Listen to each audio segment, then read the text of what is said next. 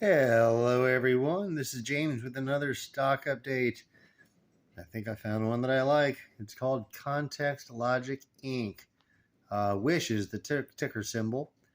I believe the website is called wish.com. They are, or seem to be, a Shopify look-alike clone type business. They sell web hosting with interconnected shopping carts so people can run their own online stores. This business model has pretty much taken over the web hosting industry. Instead of people putting together their own shopping carts, it's a lot easier to get a system like this, I suppose, for a lot of people. The prices are higher, usually $40, $50 a month, sometimes $30 a month. Hosting prices were driven into the ground, $10 a month. So they found a way to get more value out of the hosting, gain more customers. Shopify has done wonderful things, and being a clone of theirs might be a good thing. Let's see how well these people are doing. For starters, I wanted to point out the price, 48 cents a share, which of course is meaningless. It has to do with the valuation. You have to figure out how many outstanding shares they have. In this case, 700 plus million. I like to use the baseline of 30 million as what I would consider normal. I don't know, maybe you should get one for your own valuation purposes, but I like to use 30 million as a normal offering. 700 million is about 20 times higher than that. So you have to put this stock into proportion, multiply this times 20. They're kind of like, it's kind of like they're asking for $10 for it right now. But that's actually a decent. It's got some people believing in it. It's got some faith behind it. Obviously, let's see what's going on. Very impressive income statement. You have assets in blue, liabilities in yellow. I'm sorry, this is revenue. Revenue in blue, net income in yellow. They lose money every year. They lost $361 million in 2021. In 2020, they lost $745 million. Doesn't necessarily mean they lost that much money. They might have bought something. They might have bought some more web properties. They might have bought some things to get them more traffic, to get help with more sales, to help out with the growth. So sometimes net income being a loss is not a bad thing. I try to look for one of these other months. This one here is 129 million for the year, 208. They lost 207. See, that would be more in the operating range of the business. To me, this looks like more of an anomaly. Perhaps they added a few properties. We'll have to look into that. But are they darn close to profitable? I would say yes. The blue lines are the ones that got me the most excited. $2 billion a year in revenue. The thing about this revenue is you don't have to go out and work for it over and over again. These are web hosting type customers. They're signed up on a credit card on automatic billing renewal monthly usually, and they're automatically billed. You don't have to go work again for the money once you have the customer and they have their store, kind of like on Shopify. You keep giving them money every month. If you quit giving them money, they turn your store off. So you kind of have a vested interest to continue paying your bill. If you decide to close your store or close your business, then yeah, they'll turn it off for you. Revenue was higher in 2020 as it was for most of these businesses. Everybody getting sent home. A lot of people tried to start up businesses with their stimulus cash. It went down the next year. So did the price of the stock. People probably didn't like the year-over-year loss, but notice that 2021 is still higher than 2019 just a little bit. So they're kind of still growing, even in spite of COVID and the world getting weird. If we hit another recession and people go home again, maybe we could expect another spike like 2020. If they quit buying new customer or quit buying new websites and new properties and investing in their future, Maybe they'll put up some positive income. Um, they probably can do an awful lot to their balance sheet. Their operating expense is $1.47 billion. That's for 2021. That's for 1 year. That is just obscene for what they are. A company like this, I don't know if I'm kidding or whether I'm not kidding, but I think they can run on 50 or 100 employees pretty easily. It's a web hosting company. Most of these customers don't bother you too much. I work in web hosting. It's what I do for a living. I might hear from a customer once a month. They might call and ask me a question. I lost my password, or how do I do this, or how do I do that? Um, it's not a high maintenance thing. Once somebody signed up on your hosting, they probably have a main host provider, hopefully, that stares at the machines all day long and continues to make sure it keeps on the internet. Hopefully they're subbing that out. But operating expense of 1.47 billion, I'm telling you, they can cut that down by 66-75% pretty easily. Most of these things and people that they're doing are probably not needed. They might be new businesses and sites they bought out and kept people on board, research and development projects, things they're doing to try to get bigger and expand their infrastructure, one-time fees. But as a company, this is a web host. You could run this out of a studio office if you wanted to, if you subbed everything out and just collected the hosting money. They seem to be very good at getting the hosting money, at getting the storefront money. The income statement is phenomenal, $2.54 billion during COVID. Their balance sheet, this is another real big thing I look for in these stocks, especially penny stocks. I'm not going to call this one a penny stock. I'm going to call it a $10 stock.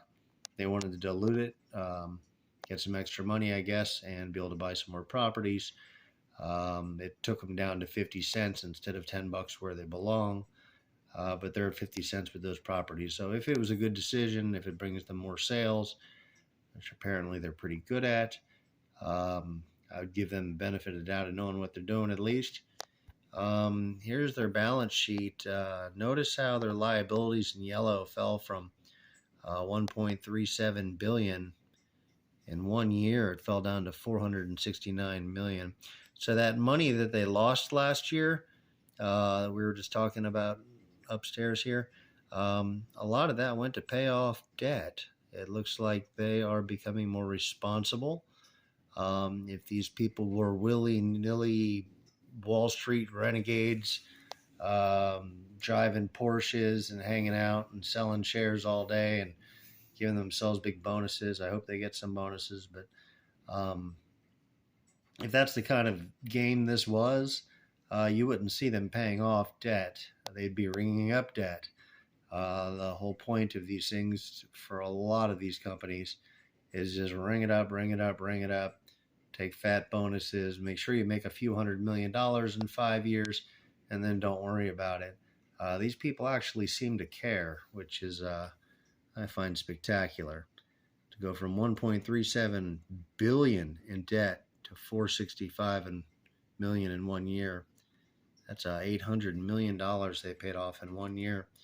Now, considering they paid that off in 1 year, $800 billion, and they lost $361 million for the year, did they really make $400 million last year? And then they just paid off some debt with all of that prize winning. Maybe they didn't want to pay taxes. Was 2021 their first positive year?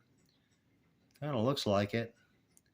Net income negative 361, and we know they paid off 800 million in debt. So they brought in enough profit and they used all of it to pay off their credit cards.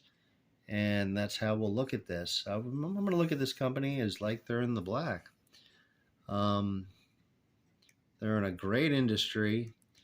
They can get customers. They can hang on to customers. I'm starting to sound like an infomercial. I don't know much about this company. I think I'm going to go open up a free account if they got them. They have $1.16 billion in cash. I'd say they made money last quarter. If they didn't go paying off their credit cards, they'd have another 400 million, maybe, or another 800 million. Yeah. They have 1.26 billion in assets, 1.16 billion in cash.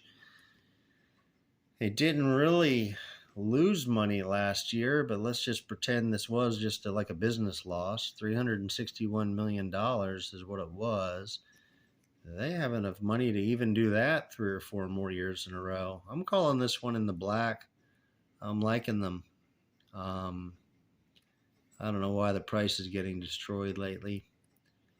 I'm going to have to do some more homework into that. Maybe it's the dilution that's going on. It's a $10 stock. It's just been diluted down to 48 cents. Why is it falling? Maybe people don't like diluting. It's not a bad way to raise more capital if you do responsible things with it. It looks like they are.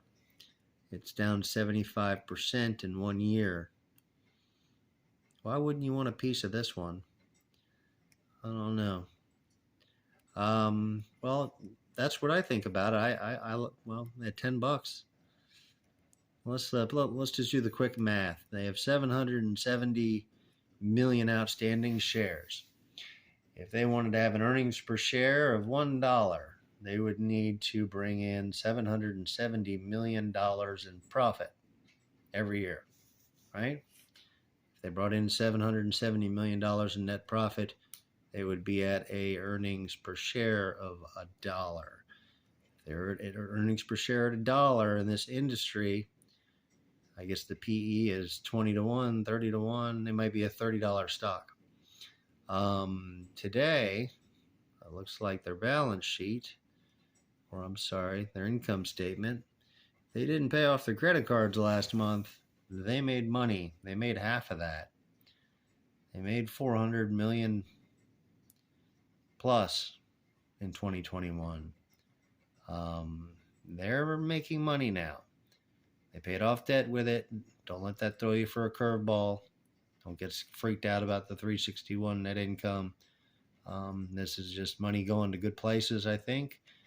And yeah, I'd say they're already at 50 cents a share if they wanted to be. They wanted to quit buying other properties and chill out and make some money and just continue to grow. Let's hope that's the course they take. Could I see this at $1 a share? Could I see them making $770 million for the year in profit? Yeah, absolutely. Absolutely. They're already halfway there, it looks like. They just got to claw out the other half. And hopefully those new properties and that stuff they spent the money on, hopefully that's going to bring the traffic to get it done.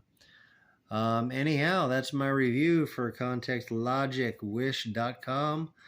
A Shopify wannabe, and they do some other stuff too. They buy some other properties, probably to funnel money into the main business, to funnel traffic into the main business. But they seem to be bringing in money and doing pretty well, and they're definitely in the right sector, and they're in a good place for a recession.